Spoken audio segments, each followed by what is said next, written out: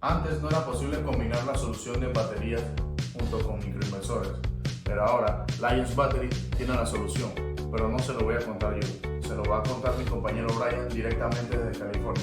Pasemos directamente con él. So today we're going to show you a way that you can wire up your solar panel setup so that you could still use your microinverters to your grid and utilize the solar panels in a DC connection to be able to wire it to one of our 48-volt inverters and be able to take your existing solar panels into an off-grid setup. So disclaimer, this is for educational purposes. We have this solar setup here tied up with microinverters. Depending on where you live, your state and city, and your regulations, you should double check. But if you're a DIYer and you feel confident you can do something like this is just another way to utilize your solar system to be able to get off-grid power into a battery pack. So if you're ever in a power outage or you want to reduce your power bills, this is the way you can do it. We've connected microinverters to the solar panels. So now you can see we have these cables here, and then under here we have the microinverters, and you have the solar panels directly connected to the microinverter, but we utilize an extra cable here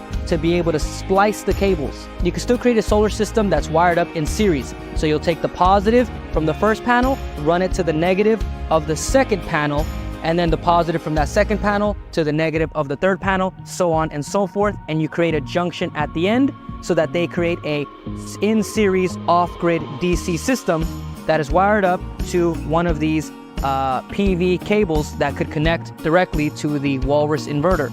So in this situation, each solar panel is wired up directly into the microinverter. So it takes the solar power and it runs it through the microinverter, turns it into AC power.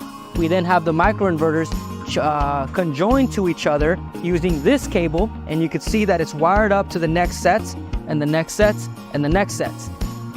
Doing this allows you to take more solar energy inputs and run it through the microinverter, through the microinverters to be able to get more solar energy. And now we have it wired into this panel here, which in your situation could be your main electrical panel. In ours, we wired it up to this main shutoff, and then we took another AC cable that's wired up to the bottom here, wired it up to the breakers here, and then we ran the wire over to that terminal port over there where you're able to connect an AC port, and then you can see the electricity is wired up to the building, so we can utilize the solar panels in a grid-tied system to power this building. This is going to be a similar setup to how it is in your home. In your home, you might already have the microinverters. So what you're going to need is you're going to need some of these cables here that are going to allow you to splice or allow you to separate the cables. So before the power goes straight into your microinverter, you will wire the power to the next solar panel, running them in series. At the final point, you will connect them all together, which connects back to this. The microinverters allow you to use the solar panel in your grid-tied system. Now, the extra setup is going to allow you to use the panels in series to get this DC PV connector, which will wire up directly to your inverter. Once wired into your inverter, you're able to take the solar panels before the solar goes into the microinverters and into your grid. It'll take it through the inverter on the Walrus and then use it to be able to charge your battery packs. Now that we have the PV cable connected to the inverter, you can now see that the load is being split between the AC inputs to the grid and the DC inputs going to the inverter. When I connect the PV cable back to the inverter, it'll split the load down.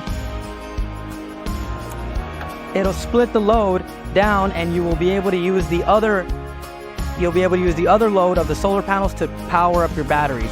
You'll still have grid power, but you'll also have power being stored into your battery pack. Now you can see the power going down. That would be the power going into your grid.